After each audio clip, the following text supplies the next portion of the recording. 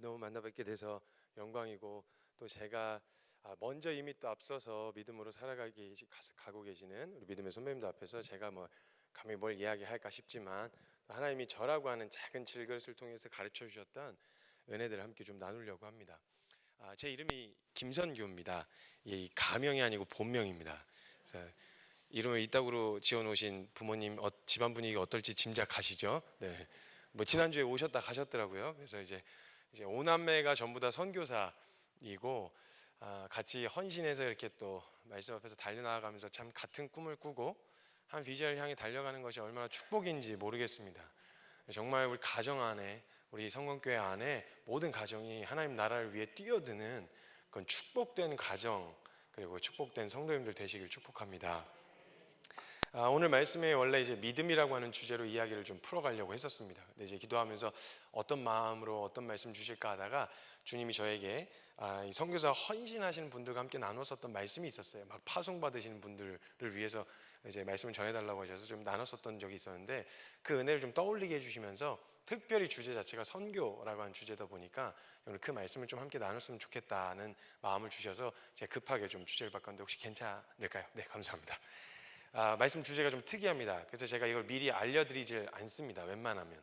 왜냐면 말씀 주제가 헌신하지 마십시오라고 하는 주제거든요. 제가 이거 한번 했다가 난리가 났던 적이 있었습니다. 제가 이제 말씀 주제를 아무도 안 물어보길래 저는 그냥 이제 이 말씀 주제를 가지고 이제 강단에 올라가서 말씀을 선포하고 말씀 주제를 딱 던졌는데, 헌신하지 마십시오입니다 했더니 갑자기 막 뒤에서 진행팀이 난리가 난 거예요. 왜냐면 헌신 예배였거든요. 근데 제가 가갖고 헌신하지 말라 그래가지고 막 난리가 났었던 그런 기억이 있습니다. 제가 항상 들었던 말 중에, 제가 막 믿음을 살다 보면 지치고 힘들고 어려울 때가 있습니다. 누군가에게 분명 덕이 되고 은혜를 끼치는 삶을 살려다 보면 먼저 섬기는 사람들이 이렇게 다운이 되고 이렇게 나가 떨어지는 그런 시간들이 있을 수가 있어요. 제가 항상 이렇게 섬기다가 너무 힘이 들어서 정말 쉽지 않습니다, 너무 힘듭니다 이렇게 이야기하고, 뭔가 이렇게 마음이 매너리즘에 빠지는 것 같고 막 이렇게 되면 항상 저희 아버지께서 해주셨던 말씀이 있었어요. 복음의 매너리즘이 어디냐, 복음의 다운이 어디냐. 약간 알아갈수록 이 복음의 영광에, 사도 바울이 고백했던 것처럼 알아가면 알아갈수록 영광스러운 복음을 맡았다는 것에 감격이 되어야지, 그건 더 알기를 중단했다는 것이다, 게으른 거다, 맞아야 된다, 약간 이런 분위기였어요, 집안 분위기가.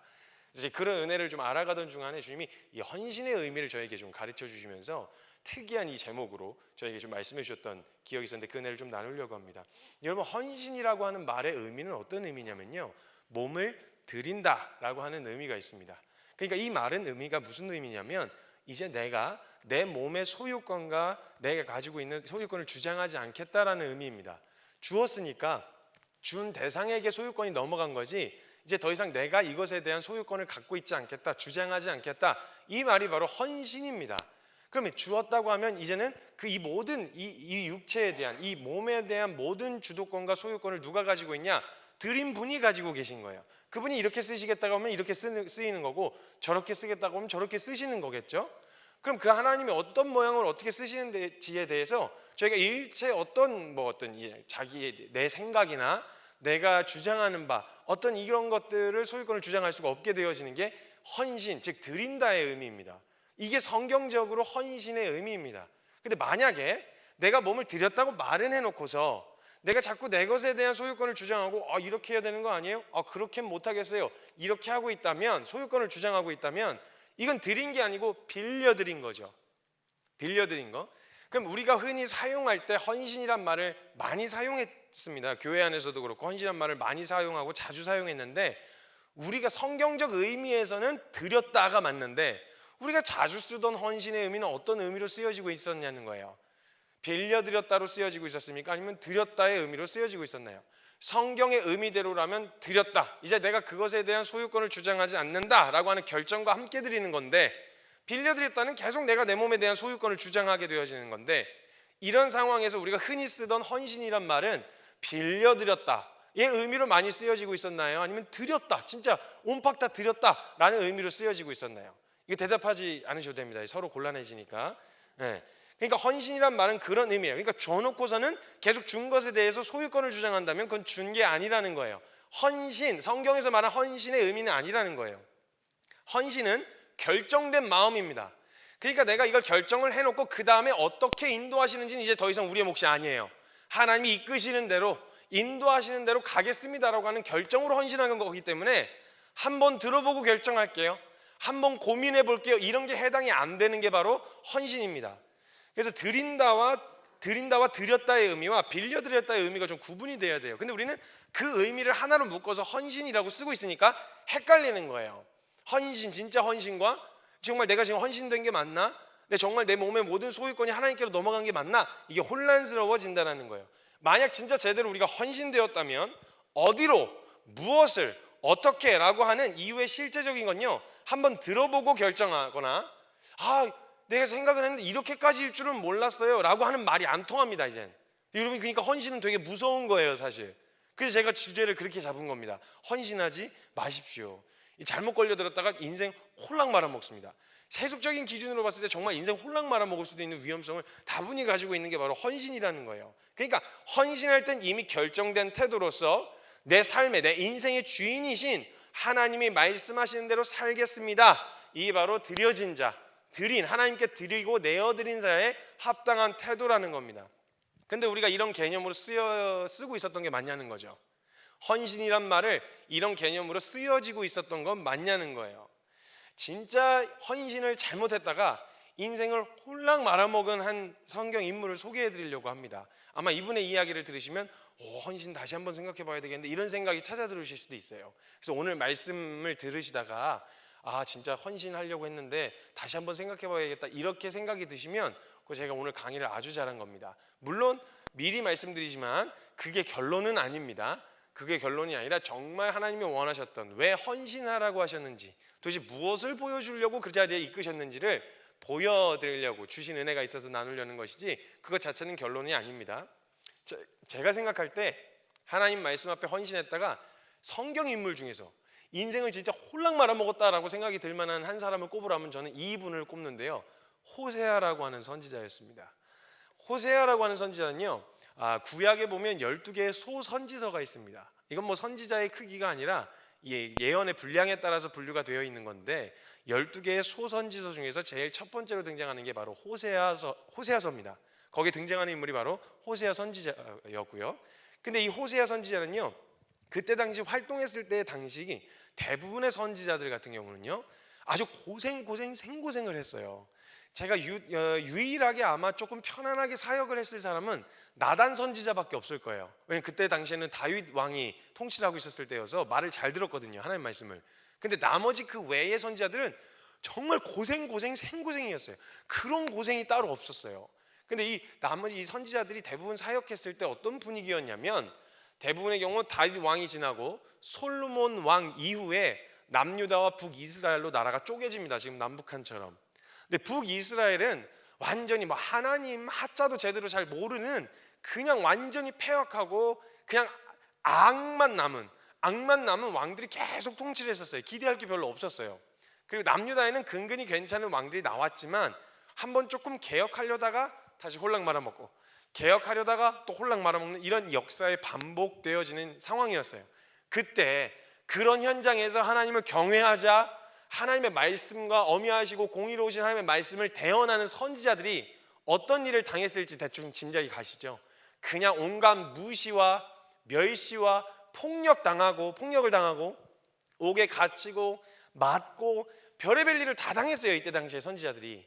그러니까 호세아도요, 만약 자신이 선지자로 부르심을 받고 순종을 하려고 할 때에 대충 짐작가는 그런 짐작들이 있었어요. 선지자라면 이렇게 살겠지라고 하는 예상되어지는 시나리오가 있었단 말이죠. 그래서 우리 보면 그런 정서들 있잖아요. 괜히 선교사님들 오시면 선교사님 직업이 뭐냐고 물었을 때 선교사입니다 이러면 대체적으로 느껴지는 정서가 아이고 좋은 일을 하시는데 고생이 많으시지요, 이 질문부터 꼭 한단 말이에요.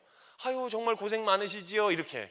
그러니까 약간 고생길이다, 이 길을 가는 건 고생길이고 힘들고 어려운 길이다라고 하는 정서가 딱 잡혀 있어요. 그러니까 어느 정도 그 길을 선택하려고 할 때는 마음의 준비는 어느 정도 한단 말이죠.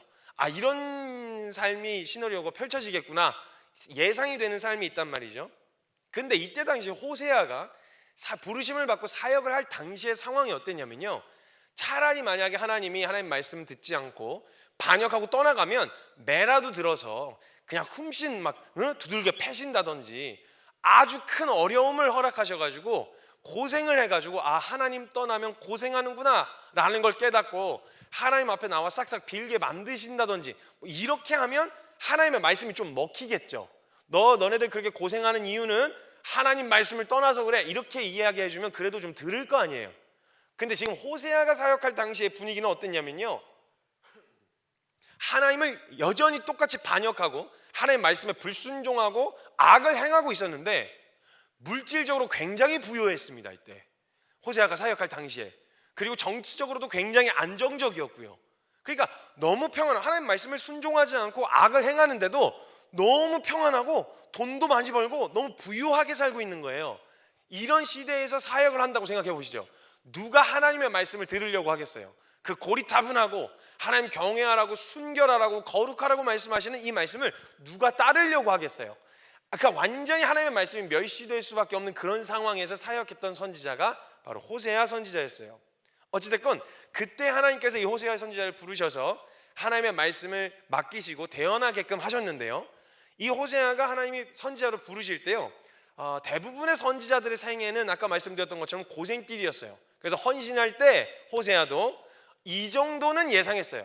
이 정도 내가 예상한 시나리오 안에서 펼쳐질 어려움들은 예상을 했단 말이죠. 그래서 오케이, 그 정도면 감수할 만하겠다, 그 정도면 갈만하겠다, 이런 생각으로 감수할 수 있겠다, 그런 삶도 이런 마음으로 하나님의 부르심에 응답했단 말이죠. 근데 문제는 하나님이 어떻게 쓰시겠다는 얘기는 미리 잘 안 하시잖아요. 그렇죠? 내가 널 좀 쓰고 싶다 뭐 이렇게는 얘기하셔도 널 어떻게 쓰겠다라는 얘기는 잘 안 해주셔요. 그래서 우리가 좀 답답한 거잖아요. 하나님이 좀 미리미리 알려주시면 참 감사한데 그냥 임박해서 그때그때마다 알려주시니까 속 터진단 말이죠. 차라리 아브라함 부르셨을 때도 내가 너에게 지시한 요 땅, 요 땅, 요 땅, 요 땅으로 가라 이렇게 얘기하시면 계산해보고 갈만하겠다 이렇게 갈 수 있겠는데, 지시할 땅으로 가라, 그러니까 지금은 안 알려주겠다, 매번 알려주겠다 이 얘기거든요. 이거 사람 되게 불안하게 하거든요. 근데 어찌됐건 선지자들은 대부분 그렇게 살았으니까 나를 부르셔서 선지자로 사용하시면 나도 얼추 비슷하게 살겠지라는 마음으로 헌신을 했는데, 문제는 하나님이 뭐에다 쓰시겠다고는 얘기를 안 하셨단 말이죠. 이거에 잘못 걸려든 거예요. 여러분 진짜 헌신 잘못했다가 인생 홀라 말하면서 말씀 안 하셨잖아요. 뭐에다 쓰려고 하는지에 대해서 말씀을 안 하셨단 말이죠. 그러니까 호세아도 대충 예상만 하고 그 부르심에 헌신을 해버렸습니다. 근데 헌신을 했으니 이제 어떻게 된 거예요? 내 삶의 주도권이 넘어간 거예요. 드린 거예요. 빌려드린 게 아니라 아예 드렸어요. 그러니까 그 다음에 뭘 하라고 하시든지 이건 이제 내 소유권이 아니라 하라 하시면 무조건 해야 돼요. 해야 돼. 이게 바로 헌신이란 말이죠. 그래서 다시 한번 말씀드립니다, 여러분. 헌신하지 마십시오. 정말 잘못하다가 인생 정말 거덜납니다. 이 호세아가 그 다음부터 고생길이 펼쳐지기 시작했는데요, 호세아가 부르심을 받은 다음에 너무너무 충격적인 장면이 등장합니다. 호세아가 부르심 받고 하나님께서 그에게 하시는 첫 명령이 있었어요. 첫 명령이 호세아서 1장 2절 말씀에 적혀 있는데요, 하나님께서 이렇게 말씀하세요. 여호와께서 처음 호세아에게 말씀하실 때 여호와께서 호세아에게 이르시되 너는 가서 음란한 여자를 맞이하여 음란한 자식을 낳으라. 이 나라가 여호와를 떠나 크게 음란함이니라 하시니, 이렇게 말씀하세요. 지금 한마디로 말하면 결혼하라는 겁니다. 결혼을 하라는 거예요. 아니 상상도 못했어요. 아니 옥에 갇히거나 두드러 맞거나 말씀을 선포하고 대언하려고 하면 뭐 그렇게 당하게 될 그런 시나리오는 생각해봤는데 하나님이 결혼하라고 하실 거라고는 생각도 못한 거예요. 사실 누구라도 그럴 거예요. 아마 예상한 걸 벗어난 거죠. 근데 아니 왜 제가 갑자기 결혼을 해요? 제 취향도 있는데 제가 어떻게 갑자기 결혼을 합니까? 이렇게 반문을 할 수가 없어요. 왜? 헌신했으니까. 드렸잖아요. 하나님께 드린 거니까 하나님이 결정하시면 그대로 할 수밖에 없는 거예요. 근데 여러분 이거 첫 명령부터 굉장히 어려운 거예요. 이미 다 경험해 보셨겠지만, 이미 결혼을 하고 또 경험을 해보셨지만, 이제 그 결혼 대상자를 만약 하나님이 선정해서 데리고 오신다 라고 했을 때, 여러분 결혼 이전의 상태로 돌아가셨다고 한번 상상을 해보시죠. 결혼 이전의 상태에서 나름대로 기준이 있습니다. 여러분 청년들도, 저 청년들 되게 많이 만나고 돌아다니는데 얘네들이 교회에서 배우자 놓고 기도를 하잖아요. 기도를 하는데 이렇게 하나님 앞에서는 정직하게 안 해요. 기도를 나름대로 기준이 다 있거든요. 근데 그 기준을 갖다가 하나님 앞에서 전부 다 읊지 않아요. 하나님이 기뻐하시지 않을 거란 걸 아나 봐요. 그래서 대충 하나님이 기뻐하실 만한 기도 제목으로 바꿔서 기도를 해요. 나름대로 기준이 있거든요.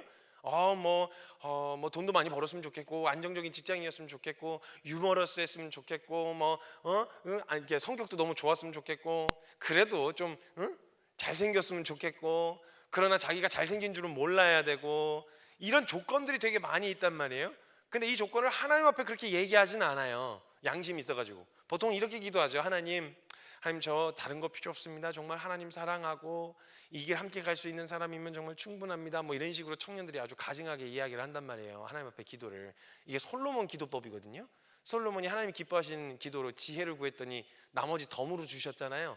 그래서 그렇게 해주실 거라고 생각하고, 그거 하면 나머지 성격, 외모, 직업 뭐 이것도 덤으로 주실 거란 기대감으로 그렇게 구하는데, 하나님 또 기가 막히게 이런 기도는 그냥 문자 그대로 응답하신 경우가 많아요. 그래서 너 정말 내가 기뻐하는 사람이면 충분하니? 이래갖고 데리고 오셨는데, 하나님이 사람 보시는 기준 아시죠? 나 여호와는 외모를 보지 않는다. 나 여호와는 중심만 본다. 그래서 데리고 오셨는데 진짜 올리 중심만 보셨어요. 이거 어떻게 괜찮으시겠어요? 이거 쉽지 않단 말이에요. 그래도 한번 겪어본 사람이라면, 겪어보고 나서는 다른 것보다 그게 제일 중요하다라는 걸 알겠지만, 처음에 이제 결혼 정년기에 있는 청년들은 이거 잘 모른단 말이죠. 그러니까 첫 명령부터, 이거 결혼 한 번도 경험해보지 않은 호세아가 첫 명령부터 데리고 와주는 대로 결혼을 하라라고 하는 이 명령은요, 이거 정말 쉽지 않아요. 내 인생의 주도권이 0.0001%라도 있었으면, 왜요? 누군데요? 한번 만나보고요, 이런 얘기라도 하지 않았겠어요? 근데 그런 거 없이 그냥 해야 돼요. 왜? 헌신했으니까. 여러분, 헌신이 이런 의미라니까요. 그러니까 호세아는 그냥 할 수밖에 없는 거예요. 근데 약간 느낌이 좀 쎄한 거예요. 앞에 수식어가 붙은 게 조금 이상해요. 그냥 여자도 아니에요. 음란한 여자래요. 음란한 여자를 맞이해서 결혼을 하라는데, 이걸 여러분, 음란한 여자를 맞이해서 결혼하라는 말은 어떤 말이냐면요, 성경의 근거상 이혼의 사유가 되는 한 가지 근거가, 모세의 율법에 근거하여 한 가지 사유가 있었는데, 그건 간음을 저질렀을 때였어요. 음란한 행위, 간음을 저질렀을 때였는데, 근데 음란한 걸 알고 결혼한다는 말은 무슨 말이냐? 음란하다고 버릴 수가 없다는 얘기인 거예요. 어떤 근거로도 끝까지 품고 가야 된다는 거예요.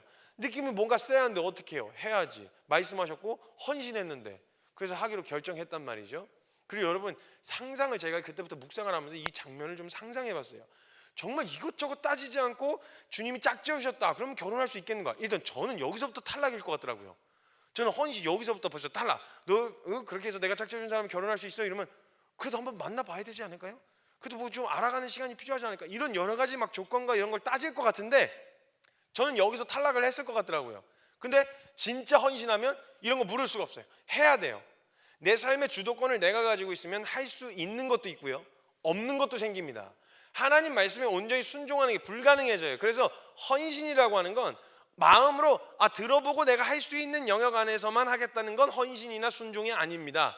하나님 말씀하신 그대로를 하는 것이 순종이죠. 근데 놀랍게도 나는 그걸 할 수 있는 능력이 없을 것 같은데, 하나님이 그 자리를 부르셔서 가게 하시면요, 가라고 말씀하시면 그곳에 갈 수 있는 능력과 힘을 주시는 분이세요. 그래서 순종하라고 말씀하시는 거죠. 근데 이걸 신뢰함으로 가야 되는데, 대부분 여기서 머뭇거릴 수밖에 없는 거예요. 이걸 내가 할 수 있을까? 내 능력의 한계치, 여기서 제한이 되는 거예요. 순종의 영역에서. 근데 헌신을 하면 부르신 분이 이 소유권을 이제 책임지세요. 말씀하신 대로 하겠습니다. 내 인생 책임지세요. 이제 내 거 아니에요, 이거. 이런 결정이기 때문에 할 수 있게 되어진다는 거예요. 이 선교라고 하는 중대한 주제 앞에서 헌신하지 말라는 이 분위기로 가고 있는 이 강사가 제정신인가 싶으시겠지만, 어쨌든 저도 이 헌신한 삶을 살려고 몸부림치면서 가르쳐 주신 은혜였어가지고 나눌 수밖에 없습니다. 그래서 이 음란한 여자를 끼고 사는데요, 이때 선지자에게 얼마나 어려운 이야기냐면요, 이거는요, 음란한 여자를 끼고 사니까 같이 음란해도 된다는 말이 아니에요. 음란한 여자를 같이 끼고 살면서 선지자로서의 거룩을 유지하라는 거거든요. 이거 정말 어려운 거예요. 여러분이 여기서 교회에서 신앙생활 하시면서 크리스찬으로서 세상에서 살아가는 게 얼마나 치열하고 힘드신지는 아마 경험하실 거예요. 거기서 믿음 지키고 하나님 앞에서 마음을 지키는 일이 결코 쉬운 일이 아니라는 걸 금방 아시고 경험하실 수 있다는 거죠. 똑같은 원리였어요. 음란한 여자를 끼고 살면서 선지자로서의 거룩을 유지해야 되는 이 삶이 얼마나 치열했겠냐고요. 그러니까 너무너무 힘들고 어려운 일이었다는 거죠. 근데 하나님께서요, 선지자들에게 뭔가 부르셔서 하나님의 말씀을 대언하라고 하셨을 때요, 하나님은 절대 선지자들에게 대언해야 하는 메시지만 던져주지 않으셨어요. 하나님은 선지자들의 인생 그 자체를 메시지로 만드셨어요. 우리가 그냥 하나님의 말씀을 전한다, 다른 사람에게 복음을 나눈다 라고 하는 개념으로 복음에 대한 이해, 복음에 대한 이론, 이것만을 전달하는 걸 원하지 않으셨어요. 만약 그런 걸 원하셨으면요, 예수님께서 제자를 만들어 놓으시고 승천하실 때 이 땅에 복음에 관한 변호인을 만들으셨어야죠. 복음을 장황하고 화려하고 논리적이고 이성적으로 설명할 수 있는 사람들을 만들어 놓고 가셨어야 되지 않았겠어요? 근데 예수님은 복음에 대하여 변호인이 필요하셨던 게 아니었어요. 증인이 필요하셨어요.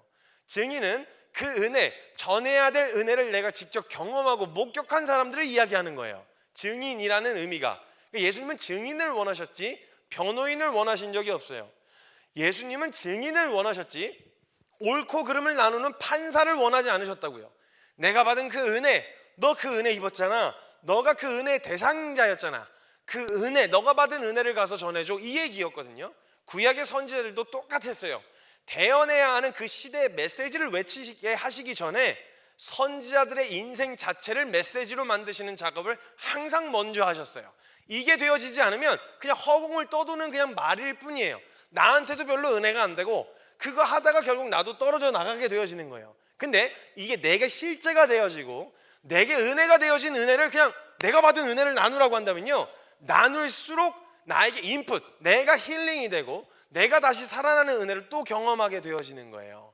오히려 섬기게 되어지면서. 근데 이게 아니라 내가 저 사람 바꿔야 돼, 내 말로 저 사람을 변화시켜야 돼, 이걸 전해서 어떻게 해야 돼, 이런 부담을 갖기 시작하면 그때부터 부담과 압박 때문에 번아웃이 찾아올 수밖에 없게 되어지는 거예요.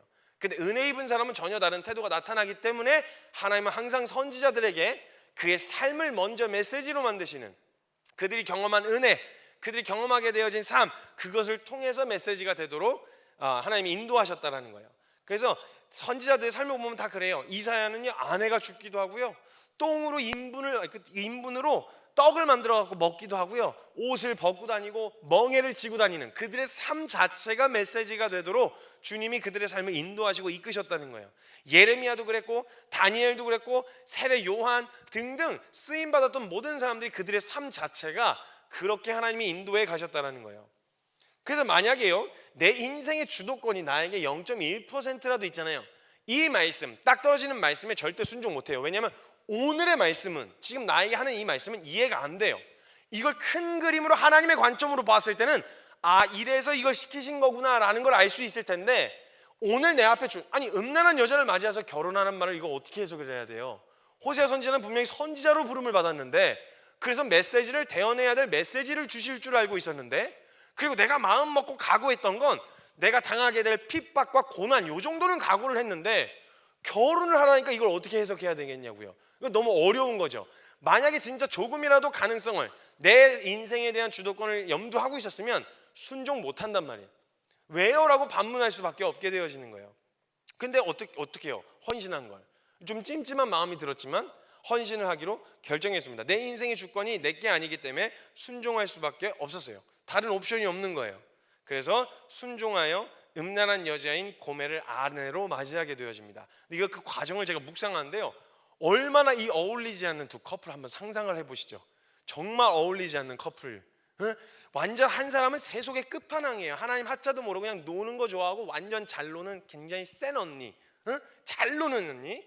그리고 여기 호세아 같은 경우는 그냥 교회밖에 모르는 그 순진무구한 우리 청년들도 있잖아요. 막 그 순진무구한 선지자 청년, 이렇게 한번 상상해보세요. 둘이 어울리겠어요? 첫 만남부터 꼬이지 않겠어요? 호세아는 막 여자도 처음 만나고 막 그냥 너무 막 처음 만난 자니까 너무 긴장되고 막 떨리는데, 이 잘 노는 언니인 이 고멜이라고 하는 여자였거든요. 그냥 노는 걸 너무 그냥 완전 세속의 끝판왕이었단 말이죠. 그 상태로 둘이 만남을 한번 상상해 보세요. 상상이 안 되는 거예요. 저는 결혼식도 한번 상상을 해보세요. 상상이 안 되는 거예요. 도대체 그 언니를 어떻게 감당할까? 노는 거 좋아하고 그냥 정욕, 찾아 들어오는 쾌락과 정욕을 있는 대로 꼽히기로 그냥 결정하고 작정해버린 이 여자를 어떻게 컨트롤할 수 있을까? 이게 전 너무 상상이 안 되는 거예요. 그리고 그 순진무구한 선지자에게 이런 무거운 짐을 맡기시다니 하면서 하나님께 좀 원망스러운 마음이 들기도 하고요. 맨날 시달려 있을 거 아니에요, 그 순진무구한 청년이. 그러니까 이게 결혼을 시작하고 나서, 결혼 생활을 시작하고 나서부터 그 찾아오게 되어지는 어려움. 호세아는 뭐 하겠어요? 아침에 일어나서 다른 거 아니라 묵상하고 기도하고 그럴 거 아니에요. 그 고멜 도대체 이해가 안 되는 거예요. 아침에 눈을 떴는데 애가 없어. 어디 궁상 떨면서 막 뭘 읽어. 그래서 막 혼자 눈물 질질 짜면서 막 뭐라고 중얼중얼거리니 이해가 안 되는 거죠. 고멜은 왜 저러는 거지? 그리고 고멜은 자기가 놀던 방식대로 함께 놀아보려고 했는데 도저히 넘어오지 않는다라는 것을 확인하니까, 아, 이 사람으로부터는 내가 생각하는 재미, 쾌락, 즐거움 이런 건 충족시킬 수 없겠구나라는 게 확인이 된 거예요. 그리고 그때부터 고멜이 밖으로 나돌기 시작합니다. 밖으로 나돌면서 자기가 원하는 대로, 하고 싶은 대로 결혼을 했는데도 불구하고 신부로서의 책임, 아내로서의 책임, 가정으로서의 책임을 지지 않고 자기가 하고 싶은 정욕대로 마음껏 꽃피우며 나돌기 시작합니다. 그렇게 나돌고 있던 어느 날, 걱정스러운 마음에 기도를 하고 중보를 하지만 호세아가 도저히 불안한 마음이 가시지 않던 어느 날, 이 아내 고멜의 배가 점점 불러오는 거예요. 배가. 그래서 이 편안해갖고 살이 찌나 싶었는데 그러기엔 너무 기하급수적으로 배가 불어나는 거예요. 알고 봤더니 임신을 한 거예요. 그것도 남의 씨를 받아다가 임신을 한 거죠. 성경에 보면요, 너는 가서 음란한 여자를 맞이하여 음란한 자식을 낳으라 라고 적혀 있어서 마치 그 자녀들이 고멜과 호세아 사이에서 탄생한 아이들이라고도 생각하실 수도 있는데, 원어에 보면 라카크, 취하다라고 하는 단어가 딱 한 번 나옵니다. 음란한 여자와 음란한 자식을 취하라, 입양하라 이 말입니다. 이미 있는 아이들을 내 새끼가 아닌데, 내 자식이 아닌데 입양하라 이 말인 거예요. 그러니까 호세아 자식이 아니었어요. 남의 씨를 받아다가 임신을 한 거예요. 자, 우리 여기 형제님들 계시니까 한번 생각해 보시죠. 상상이라도 한번 해보시죠. 자, 내 아내가 남의 씨를 받아다가 임신, 이게 이런 막장 드라마 같은, 삼류 막장 아침 드라마 같은 이런 내용이 성경에 적혀 있는 내용이에요. 이게 성경의 스토리요. 이런 일을 직접 목격했다고 한번 상상해 보시죠. 아, 그래도 하나님 말씀하셔서 순종하는 거니까 난 용서할 수 있겠다, 난 그냥 넘어갈 수 있겠다 하실 수 있는 분 계신가요 혹시? 이거 불가능하죠. 그냥 막 머리털을 뽑아 놓든지 그냥 머리를 빡빡 밀어 놓든지 뭘 하든지 해야지 이걸 어떻게 그냥 넘어가요. 전 처음부터 여기까지 딱 떨어졌을 때도 전 여기서 못 버틸 것 같더라고요. 그냥 머리 뜯어놓고 그냥 목을 돌려놓든지 그냥 막 하든지 뭐라도 해야지 그냥은 못 넘어갈 것 같은 거예요. 근데 호세아는 그냥 넘어갈 수밖에 없었어요. 왜? 말씀하신 분이 그만하란 말씀을 안 하셨거든요. 하나님 말씀하시잖아요. 그럼 그만하라고 하실 때까지 해야 되거든요. 근데 호세아는 헌신했잖아요. 다른 옵션이 없는 거예요. 주님이 그만하라고 하시면 얼마든지 그만두고 때려칠 마음은 있는데 주님이 그만하라는 말씀이 없으시니까 다른 옵션이 없는 거예요. 그러니까 그를 품어줘야 되는 거예요. 왜? 헌신했으니까. 여러분, 헌신이 이렇게나 무서운 겁니다. 여러분, 헌신이 잘못하면 인생 거덜나는 겁니다. 여러분. 그래서 애를 낳았어요. 애를 낳았는데 그 바쁘신 주님이 나타나시지도 않던 주님이 나타나셔가지고 그 낳은 자식들 이름까지 지어주시는 거예요. 그 바쁘신 주님이 나타나셔가지고 그럼 이름도 이상하게 지어놓으셨어요. 호세아, 호씨라고 그냥 칩시다. 한국 정서로 호씨라고 치면요, 호음란, 호배신, 호반역 뭐 이런 식으로 이름을 지어놓으셨어요. 하나님이. 그래서 첫째를 이렇게 낳았는데 다른 옵션이 없잖아요. 그래서 그 아이를 받아서 깨끗이 씻기고 그 산후조리 해주라고 뭐 미역국, 우리나라 정서로 하면 그냥 막 미역국 먹이고 산후조리를 해줬단 말이에요. 그러면요, 사람들도요 이렇게 헌신해서 누군가를 섬기다 보면요, 내가 이 정도까지 감수하면요, 사람들 마음 안에도 어떤 기대가 있냐면 고마운 줄 알아야 돼, 이런 기대가 있어요. 고마운 줄 알아야 되는 거죠. 내가 이렇게까지 했는데 내가 너한테 어떻게 했어? 고마운 줄 알아야 돼 라고 하는 생각이 쓱 찾아 들어와요. 그래서 그런 태도가 나타나지 않으면 그 했던 만큼의 서운함으로 바뀌어요. 그만큼 해줬던 만큼 서운함으로 바뀌게 되어지는 거예요. 내가 어떻게 했는데 너한테 이런 마음이 드는 거예요. 이게 선교지에서 가장 힘든 거거든요. 있는 거 없는 거 다 퍼줬는데 뒤통수 때리고 등에다 칼 꽂고 떠나는 그 현지의 대상들, 혹은 우리가 섬기게 돼. 이건 비단 선교지에서만 일어나는 일이 아니에요. 그래서 항상 뭔가 믿음으로 살면 손해본다는 느낌이 들잖아요. 벌써 뭔가 그런 걸 감수해야 될 것만 같은. 근데 호세아가 아무 말도 할 수가 없는 거예요. 아무 말도 할 수가 없는 거예요. 근데 이 여자가 그래도 마음에 호세아도 사람인데 인간적인 기대와 마음이 있지 않았겠어요?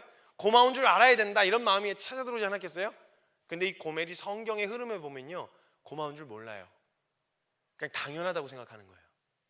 그러더니 몸을 좀 추스릴 수 있게 되어지니까 다시 밖으로 나돌기 시작합니다. 그리고는 또 임신을 해갖고 들어온 거예요. 남의 씨를 받아다가. 자, 첫 번째는 그냥 뭐 상상하고는 쉽지 않지만 첫 번째까지는 그래 어떻게 넘겼다 치죠. 근데 두 번째, 내가 용서해 줬는데 두 번째 이러고 들어왔다. 이거 하실 수 있으시게. 그러니까 상상만으로도, 지금 펼쳐진 현실은 아니니까 상상만으로도 이거 해볼 수 있겠다. 그 정도 해볼 수 있겠다 하시는 분 계신가요 혹시? 자매님들도 거꾸로 생각해 보시죠. 남편이 바람을 폈다고 생각을 해보세요. 한 번 용서해 줬는데 두 번째 바람을 폈다고 생각해 보세요. 이거 용서 가능하신 분 계세요? 이거 쉽지 않단 말이에요.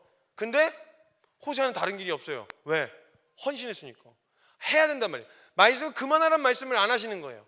그래서 또 그 너덜너덜해져가는 마음을 추스리지도 못하고 둘째 아이를 받았어요. 그리고 또 깨끗이 씻기고 그리고 그 산후조리도 해줬어요. 그럼 이 정도 했으면 진짜 고마운 줄 알아야 되지 않겠어요? 정말 이 정도까지 했으면 진짜 미안한 마음이라도 좀 가져야 될 텐데 얼마나 뻔뻔한지 그걸 또 집으로 기어 들어오는 거예요. 그걸 이 호세아가 감당이 안 돼. 인간적인 마음으로 도저히 감당이 안 되는 이 여자가 고마운 줄 모르고 몸 추스리게 되어지니까 또 다시 밖으로 나돌기 시작해요. 그러더니 세 번째 아이를 임신해 갖고 들어옵니다. 이거는 이제 사람 수준을 좀 넘어갔다는 생각이 들죠. 아마 이때쯤 됐으면요, 호세아가 주변 누구라도 호세아가 그만한다고 하면 충분히 너 할 만큼 했다라고 이야기할 거예요. 아무도 뭐라 안 할 거예요. 아마 너 할 만큼 했어. 너 진짜 할 만큼 한 거야.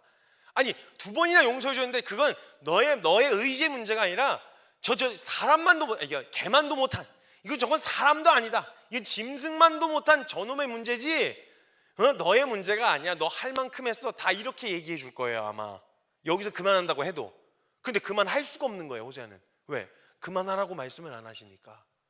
하라고 말씀하신 분이 그만하라고를 하셔야 되는데 그만하라고를 안 하시는 거예요. 이렇게 무서운 거예요. 여러분, 헌신 잘못하면 진짜 인생 거덜날 수도 있다니까요. 얼마나 너덜너덜해졌겠어요. 그러니까 감당할 수가 없어요. 그냥 어쩌면 원망의 소리도 나올 수도 있어요. 하나님, 내가 내 인생을 하나님 앞에 드리고 헌신한 것에 대한 결과가 고작 이겁니까? 나 이거 보여주시려고 여기 데리고 오신 거예요? 나 이렇게 어렵게 하시려고? 아니, 그래도 하나님 믿는 사람이면 밖에서 좀 떵떵거리고 사람들도 보기에 와 행복해 보인다 이래야 사람들이 내 삶을 보고 하나님 믿을 생각이라도 좀 하지. 내가 이렇게 비참하고 내가 이렇게 망가지고 너덜너덜해지면 누가 예수님 믿을 생각을 하겠어요? 이런 생각 찾아오지 않았겠어요? 하나님, 헌신한 것에 대한 보상이 고작 이겁니까? 원망의 목소리가 터져나와. 인간이니까. 호세아도 사람이잖아요. 무오한 하나님의 말씀이잖아요. 실제 사건이라는 거거든요. 그럼 이 일을 진짜 실제로 겪은 호세아의 마음이 사람인데 어떻게 했냐는 거예요. 이걸 어떻게 견딜 수 있었을까? 저는 이게 궁금해지더라고요. 셋째 아이를 임신하고 들어왔어요. 근데 그만하라는 말씀이 없으신 거예요. 그래서 또 아이를 받았어요. 그래서 또 산후조리를 시켜줬어요. 근데 여러분, 선지자로 부르심을 받고요, 최소 아이가 임신하고 출생하고 다시 임신할 수 있는 시간까지 계산을 하더라도 최소 3년 가까이를 선지자다운 사역 한 번 제대로 못 해보고 애들 돌보고 케어하고, 그 애들 깐난쟁이인데 그거 케어하고 최소 3년을 사역다운 사역 한 번 제대로 못 해보고 이렇게 살았다는 거예요. 이걸 방향도 없이 언제까지 해야 되는지도 모르고, 여러분 이거 순종하라고 하면 할 수 있겠냐는 거예요. 이거 정말 쉽지 않아요.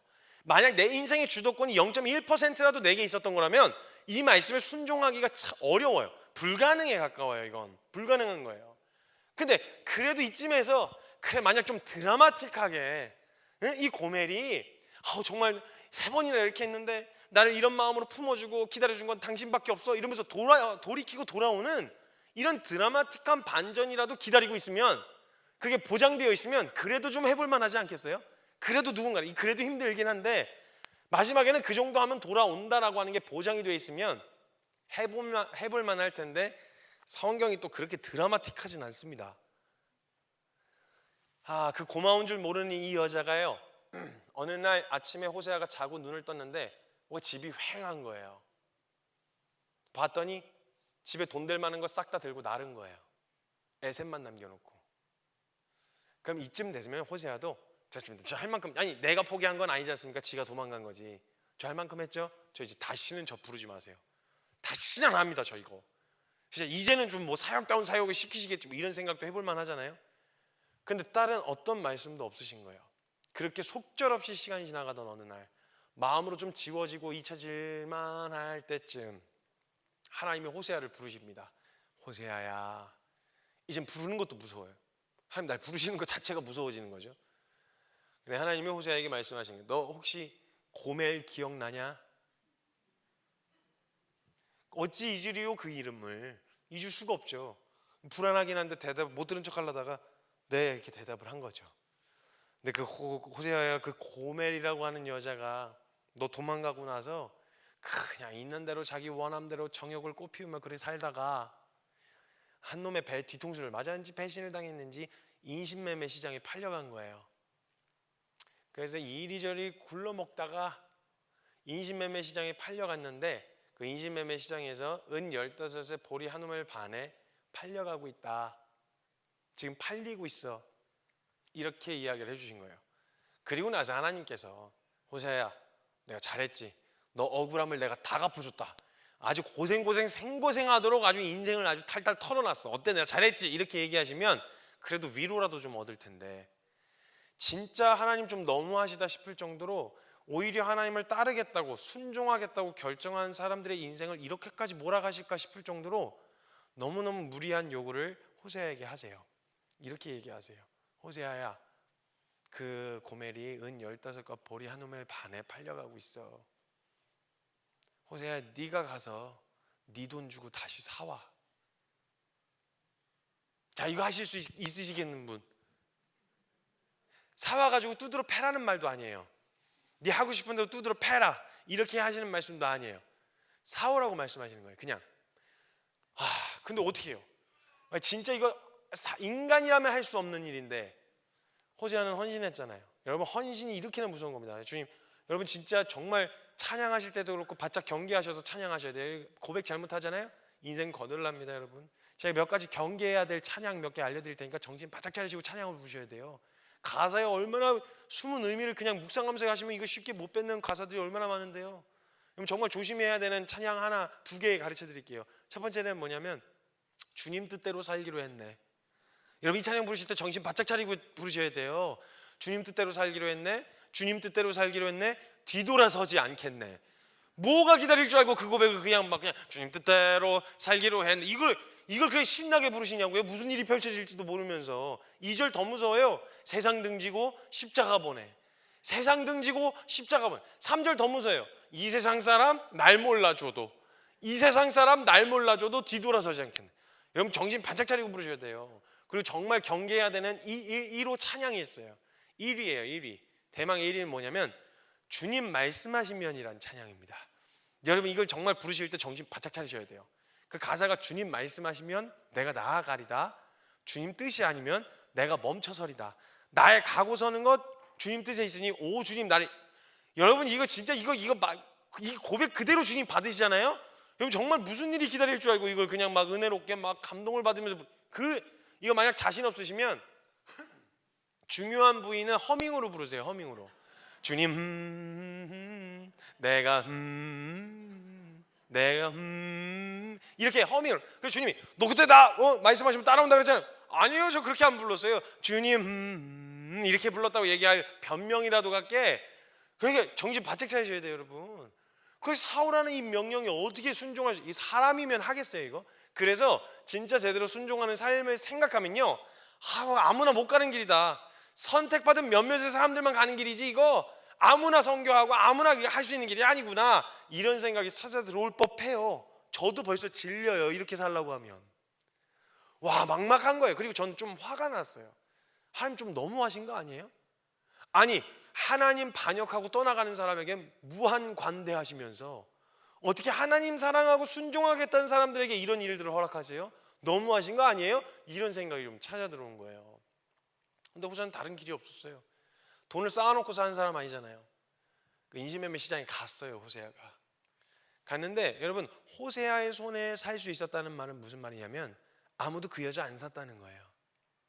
선지자의 손에. 왜냐하면 경매를 붙였으니까 튼튼하고 건강하고 쓸모있는 사람이었으면, 쓸모있는 노예였으면 돈을 더 얹어서라도 금방금방 팔렸을 텐데 마지막까지 안 팔리는 사람이었다는 거죠. 사람 취급도 못 받고 이리저리 성놀이개로도 쓸 수가 없고 일꾼으로도 써먹을 수 없을 만큼 완전 늙고 병든 완전히 그런 처지로 그냥 너덜너덜해진 채로 서 있는 그 여자를 돈 주고 사오라는 거예요. 어떻게 해요? 헌신했으니까 해야죠. 말씀하신 대로. 그래서 은 15에 보리 한 우멜 반 주고 샀어요. 진짜 인간이라면 이쯤 되면 정말 고마워해야 돼요. 그렇죠? 이쯤 되면 고마워해야 돼요. 그래서 저희가 흔히 하는 용서도요, 전제가 있어요. 고마움을 알아야 되는, 내가 어떤 용서를 했는지 이 대상이 알아야만 용서가 용서되지, 마냥 모르고 막 이러면요 화가 막 분노가 치밀어 올라요. 용서했을 때 어려웠었던 만큼 분노가 치밀거든요. 근데 좀 드라마틱하게 좀 고마운 줄 알고 마무리가 됐으면 참 훈훈하게 끝났을 텐데, 거의 막 고구마를 그냥 한 1000개를 그냥 먹고 물을 안 먹은 것처럼 드라마 스토리가, 이렇게 드라마 만들면요 망해요. 보던 시청자들 돌 던지고 난리도 아닐 거예요. 이런 식으로 드라마를 끝내면 드라마틱한 반전이 없어요. 그 고마움을 알고 돌이켰다 이런 메시지가 안 담겨 있어요, 호세아의 스토리는. 그러니까 얼마나 비아냥되고 얼마나 비꼬고 그냥 우리 거룩하신 선지자님께서 이런 누추한 곳까지 어인 행차이십니까? 아유, 저를 이제 돈 주고 사셨으니 제가 어떻게 해드릴까요? 어떻게 즐겁게 해드릴까요, 주인님? 아유, 거룩하신 선지자시여, 아유, 그 순결하신 분이 여기까지 이 더러운 곳에 행차하시다니, 이러면서 막 비아냥거리면요 저는 그 꼴 못 볼 것 같아요. 넌 진짜 너 사람 아니다. 짐승도 너같이는 안 한다. 야, 개도 주인을 따라. 그래, 넌 짐승만도 못하다. 이런 마음이 찾아 들어오지 않겠어요? 진짜 막 열이 빠지고. 근데 그런 상황에서 하나님의 한술 더 뜨셔가지고 정말 말 같지도 않은 명령을 호세아에게 내리세요. 호세아에게 이렇게 말씀하세요. 호세아야, 그 발광하고 있는 그 여자를 데리고 거친 들로 가라. 그리고 거기 가서 사랑한다고 이야기해라. 이거 말이 됩니까?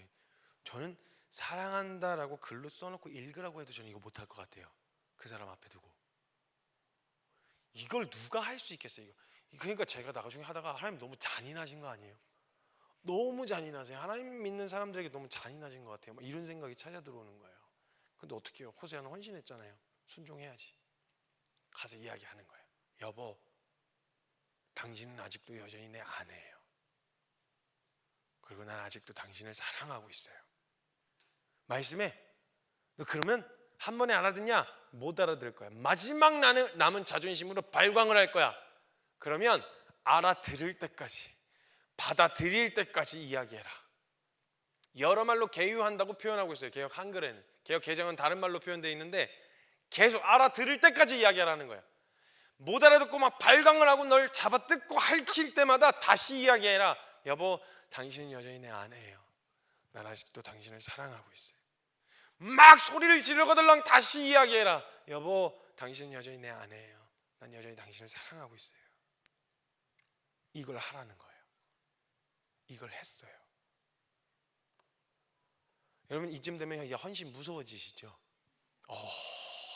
저게 사실이라면, 이 무한 하나님의 말씀에서 그렇게 얘기하신 거예요. 이쯤 되면 헌신 무서워지시죠? 저도 헌신이 무서워졌었어요. 더 깊이 들어가면 안 되겠다 이런 생각이 제가 찾아 들어왔었어요. 근데 제가 성경을 읽어내려가다가 제가 성경을 잘못 보고 있다는 걸 깨달았어요.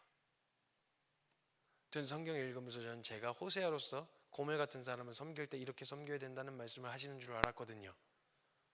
그래서 저는 못하겠다고 그랬거든요. 근데 성경을 제가 잘못 읽고 있었더라고요. 이 호세아서에서의 제 역할은 호세아가 아니었어요. 제가 고멜이었던 거예요.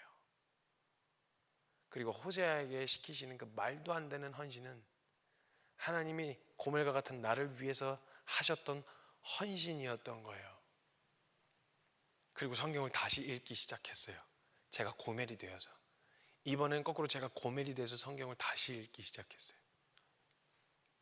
근데 그 고멜의 입장에서 보는데 제 마음 가운데 조마조마한 거예요. 포기하실까 봐. 불안한 거예요. 놔버리실까 봐. 입장이 전혀 달라진. 제가 호세아 입장에 있을 때 이거 어떻게 해요? 이걸 어떻게 할 수 있어요? 이걸 어떻게 순종해요? 말도 안 돼요! 라는 입장이었는데 제가 고멜 입장이 되니까 혹시라도 이것 때문에 포기하실까 봐. 혹시라도 이것 때문에 날 내치시면 어떡하지? 이런 두려움, 이런 불안함이 제게 있는 거예요. 호세아는 도대체 이 말씀에 어떻게 순종할 수 있었을까를 제가 묵상하다가 이 마음이었겠구나 하는 생각이 들었어요. 호세아가 그 말도 안 되는 명령에 순종해 가다가 처음엔 그런 저와 같은 어려움에 봉착했었겠죠. 근데 그는 어떻게 끝까지 그 말씀에 순종할 수 있었을까를 봤더니 제가 봤을 땐 호세아가요, 그 말씀에 순종해 가다가 이 고멜의 모습이 누구와 너무 닮았다 이런 생각이 들었을 것 같더라고요. 지금 고멜이 하고 있는 이 모든 행태와 행동들이 누구와 너무 닮았다, 오버랩이 되는 거예요. 자기가 섬겨야 될 이스라엘하고 오버랩이 되는 거예요. 그러니까 지금 자기에게 시키시는 명령들은 날더러 더 희생하라는 명령이 아니라 지금 곧바로 자기 자신과 이스라엘에게 베푸실 하나님이 하실 일들이었던 거예요. 그러니까 호세아가 처음엔 내가 뭔가를 해준다고 생각하다가 순종을 해가면 해갈수록 이게 곧바로 내가 지금 나에게 시키신 이 일이 곧바로 내게 일어날 일이라는 걸, 내게 베푸시는 하나님의 은혜와 직결된다는 걸 깨달았지 않고선 이걸 끝까지 못 갔을 거예요. 호세아가 그걸 본 거예요. 그러니까 호세아도 조마조마한 거예요. 하나님이 고멜을 잊으셨으면 어떡하지? 하나님이 이대로 고멜 포기하라고 말씀하시면 어떡하지? 그럼 나와 이스라엘은 어떻게 되는 거지? 만약에 하나님의 마음 가운데 이들의 어떠함 때문에, 이들의 반역, 이들의 연약함, 이들의 죄성 때문에 하나님이 이들을 포기하실 수도 있다는 가능성이 0.0001%라도 있으면 어떡하지? 나를 하나님이 내가 잘 못한다고, 내가 넘어지고 연약하고 참 하나님 앞에 보탬이 될 만한 능력을 갖추고 있지 않다고 해서 하나님이 나를 내치실 수도 있다는 가능성이 0.0001%라도 있으면 어떡하지? 하나님 이대로 포기하시면 안 돼요? 하나님 고멜 이대로 내버려 두시면 안 돼요? 이 기도가 오히려 호세아 쪽에서 나왔을 것 같은 거예요. 제가 그 말씀으로 주님이 이 말씀을 다시 보게 하시는데 저에게 맡기신 모든 영역들이 사실 전 부담이었어요. 덕이 되기 위해서, 은혜를 끼치기 위해서 내가 사역하는 대상들이 내가 어떻게 하느냐에 따라서 바뀔 것 같으니까. 근데 왜 변하지 않지? 그렇게 애를 쓰고 노력을 했는데 내가 섬기는 이 사람들은 왜 항상 내 뒤통수를 치고 나의 등에다 칼을 꽂고 가는 거지? 사람들이 무서웠어요. 사람들 만나고 교제하는 게 저희가 두려움을 느낄 정도로 너무너무 무서웠어요. 근데 제가 뭔가를 하려고 했을 때, 내가 뭔가 선한 걸 베풀어서 이 사람 바꿔보겠다 이런 생각을 할 때 못하겠더라고요. 근데 제가 하나님 말씀하신 자리에 가서 서보고 나니까 저는 용서하라고 하시는 게요, 너 은혜 받으니까 용서해야지, 그냥 단순 명령인 줄 알았어요. 그래서 그걸 해야 된다는 부담감 때문에 너무 힘이 들었어요. 근데 사실 제가 누군가를 진짜 용서할 수 없는 사람을 용서하려고 마음만 먹자마자 제 안에 제일 먼저 찾아왔던 정서는요, 도저히 용서할 수 없는 마음이었어요. 근데 그것과 갑자기 주님이 깨닫게 하시는 은혜가, 나에게 저지른 사소한 말 한마디, 날 아프고 상처를 줬다는 이 이유만으로도 이렇게 용서하기가 힘든데 거룩하신 하나님이 도저히 가까이 하실 수 없는 날 용서하셨다는 의미가 어떤 의미인지, 이게 단순하고 가벼운 주제가 아니구나, 이게 용서의 의미를 가르치시는 거예요. 용서를 한 것도 아니에요. 용서를 하라고 하신 말씀에 순종해서 그 자리에 서보았더니 할 수 없는 걸 발견했는데, 할 수 없는 것을 통해서 내가 받은 용서의 의미가 얼마나 큰 의미였는지. 우리 늘 가볍게 생각하잖아요. 우리가 받은 용서, 우리가 받은 은혜 가볍게 생각하는 경향이 있잖아요. 그래서 죄를 지으면 어쩔 수 없지, 인간은 어쩔 수 없어, 죄를 지을 수밖에 없잖아, 이런 얘기가 너무 쉽게 나오잖아요. 여러분 한번 이렇게 생각을 해보세요. 장기 이식을 받았다고 한번 상상을 해보세요. 그래서 새로 살게 됐어요. 술을 먹다가 간이 망가져서 간 이식을 받았다고 생각을 해보시죠. 근데 간 이식을 해준 가족들 앞에서 설령 술을 먹다 그런 거니까 술의 유혹이 또 찾아 들어올 수도 있어요. 간 이식을 받았다고 해서 술을 먹고 싶은 유혹이 사라지는 건 아니잖아요. 먹고 싶은 유혹이 찾아 들어올 수는 있어요. 그런데 만약에 그 이식을 받은 사람이라면, 아니지, 내가 어떻게 산 거야, 내가 이거 먹다가 죽을 뻔했다가 이거 새로운 간 얻어갖고 살게 됐는데 이걸 또 먹으면 난 진짜 나쁜 놈이지, 쓰레기지, 이런 생각이라도 양심이 있는 인간이라면 이런 반응 나타나지 않겠어요? 그리고 설령 그 장기 이식을 해준 가족을 만났다고 한번 생각해 보세요. 그 앞에서 아무리 설령 술을 먹고 싶은 욕구가 찾아 들어온다고 하더라도 그 가족 앞에서 제가 진짜 너무 감사하긴 합니다, 너무 고맙긴 해요, 가족의 간을 나에게 넘겨서 내가 살게 됐어요, 고맙긴 한데 어떻게 술을 안 먹고 살아요? 먹고 싶은 걸 어떻게 해요? 어쩔 수 없는 거예요. 그건 먹고 싶은 건 먹어야 된다. 이게 세상에 있어요. 스트레스 받으면 오히려 간이 더 망가져요. 이런 식의 이야기를 가족들 앞에서 할 수 있겠어요? 근데 마치 이와 같은 태도로 하나님 앞에서 우리가 어떤 은혜를 입었고 어떤 사랑을 받아서 우리 살게 된 거예요? 하나밖에 없는 하나님의 아들을 내어주고 십자가에 매달아서 얻게 된 이 새 생명을 받고 나서도 그걸 주신 하나님 앞에서 에이 인간이 어떻게 죄를 안 짓고 살아요? 에이 인간이 어떻게 안 넘어지고 살아요? 이게 안 넘어지 어떻게 죄를 안 짓고 살아요를 물어야 될 게 아니라 나 그 생명 받았고 나 그 은혜 받았는데 왜 나 여기 넘어져 있는 거죠? 나 왜 여기 또 엎어져 있는 거지? 이걸 다시 물어야죠. 양심이 있는 인간이라면 우리 안에 이 용서, 어떤 용서를 받았는지 용서의 의미를 모르는 사람이 1만 달란트 탕감받았던 사람의 태도가 나타나는 거예요. 근데 주님이 전 용서하라고 하셨을 때요, 저는 이거 진짜 이거 너무 크리스찬이니까 당연히 해야 되는 명령 같은 일이라고 생각했어요. 근데 그 자리에 섰더니 가르치시는 은혜가 있는 거예요. 제가 한 선교사님과 교제하는데 그 선교사님의 고백이 저에게 제 마음을 울렸어요. 선교사님 왜 선교제에 나와 계십니까? 물었더니 그 선교사님이 이렇게 대답하시더라고요. 처음에는 이 땅을 내가 어떻게 하면 뒤집어 보겠다, 이 땅에 있는 영혼들을 하나님께로 내가 인도해 보겠다, 수많은 꿈과 부푼 비전을 가지고 그 땅에 가셨대요. 섬기면서 가르쳐 주셨던 건, 그들을 섬기면서 자기가 가르쳐 주신 건 내가 섬겨서 이들이 이렇게 바뀌었다, 내가 이런 일을 이루어냈다, 이게 아니라 그 자리에 서면 설수록 내가 하나님 앞에서 어떤 섬김을 받았는지를 보게 해주시더래요. 그래서 왜 선교사가 되셔서 선교지에 나왔냐고 이야기하시는 고백에 항상 이렇게 대답하신대요. 선교지에 나와 내가 하나님의 마음, 나를 향하신 하나님의 마음을 가장 뚜렷하게, 가장 입체적으로 경험할 수 있는 자리가 선교지였다, 이렇게 고백하시더라고요. 나를 향하신 하나님의 마음이요. 누굴 사랑하라는 거, 사랑하는 그 말씀에 내가 좋아하는 사람 사랑하는 거 왜 누가 어렵겠어요? 근데 주님의 명령 항상 사랑할 수 없는 사람을 사랑하라고 하시잖아요. 그 자리에 할 수는 없는데 그 자리에 딱 서고 났더니 절대 사랑할 수 없었던 우리를 사랑하신 하나님의 사랑이 무엇인지를 알게 되는 거예요. 로마서 5장 8절에 우리가 아직 죄인 되었을 때 사랑할 만한 자격, 사랑받을 만한 무엇인가가 있어서가 아니라 우리가 죄인 되었을 때 그리스도께서 우리를 위하여 죽으심으로 하나님께서 우리에 대한 자신의 사랑을 확증하셨다, 이 마음을 알게 되는 거예요. 그럼 만약에 이 마음을 알게 된 호세아가요, 너 가서 이 메시지 외쳐라라고 이야기하시면 어떤 메시지를 외쳤을까요? 호세아가 예수 믿으면 축복받습니다, 예수 믿으면 병 고침 받습니다, 예수 믿으면 부유해지고 성공합니다. 네, 그런 일이 일어날 수도 있습니다. 예수 믿으면 병 고침 받는 일이 실제로 일어나고요, 부유하게 될 수도 있어요. 근데 그거보다 먼저 전해야 될 이야기가 있잖아요. 그거보다 먼저 들려줘야 될 이야기가 있는 거잖아요. 거기서 보게 된, 자신에게 어떤 사랑과 어떤 은혜를 주셨는지를 알게 된 이 호세아에게 외치라고 했으면 무슨 이야기를 했을까? 보게 되어졌어요. 아마 다른 이야기 전할 수 없었을 것 같아요. 호세아가 이 하나님의 마음 전하지 않았겠어요? 우리가 어떤 사랑 받았는지, 어떤 은혜 받았는지 그 은혜를 나눌 수 있지 않겠어요? 사랑하는 여러분, 선교라고 하는 주제는 선택받은 몇몇의 사람들만 하나님 부르심 받고 현장에 나가거나, 선교라고 하는 주제는 내가 뭔가 더 희생하고 헌신해서 특별한 삶을 살게 되어지는 그런 주제가 아니에요. 그리스도인에게는 이건 취사 선택의 문제가 아니에요. 선교는. 왜냐하면 이 선교라고 하는 현장, 그게 어느 자리이든 해외 선교로서 열방을 섬기는 일도 물론 그 영역에 핵심적으로 가장 필요해요. 왜냐하면 이 천국복음이 모든 민족에 증거되어야 되니까요.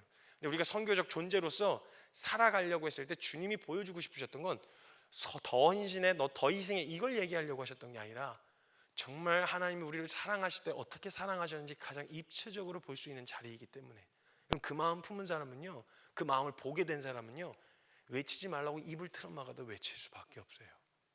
전하지 말라고 입을 틀어막고 그냥 목을 졸라도 외칠 수밖에 없어요. 내가 본 사랑이 어떤 사랑인지를 알게 되었으니까, 입체적으로 보게 되었으니까요. 헌신은요, 주님을 위해서 뭔가 하는 게 헌신이 아닙니다, 여러분. 헌신은요, 하나님의 마음, 하나님의 마음을 알게 되어지는 것이 헌신이에요. 하나님의 마음을 알기 위한, 알 수 있는 가장 탁월한 자리가 헌신하는 자리예요. 그 자리에서 나를 향하신 하나님의 어떤 마음인지 알 수 있어요. 내가 주님을 위해서 뭔가 해드리려고 하면 지쳐 나가 떨어질 수밖에 없어요. 인간 수준만큼 하다가. 근데요, 만약 우리가 하나님의 마음, 나를 향하셨던 그 하나님의 마음이 무엇인지를 알게 되어지는 자리에 뛰어들기 위해 헌신한 거잖아요. 그 자리에서 다 자연스럽게 시키지 않아도 이어지는 게 이 은혜, 어떤 사랑으로 지금 사랑하고 계시는지가 보일 수밖에 없어요. 그 마음 알게 된 사람은 뛰쳐나갈 수밖에 없는 거예요. 그게 헌신이었어요. 그게 제게 가르쳐 주셨던 헌신이었어요. 그리고 그 힘으로 진짜 치열하고 어려울 때가 너무 많아요. 청년들 30명 데리고 살면서 훈련시키고 있거든요.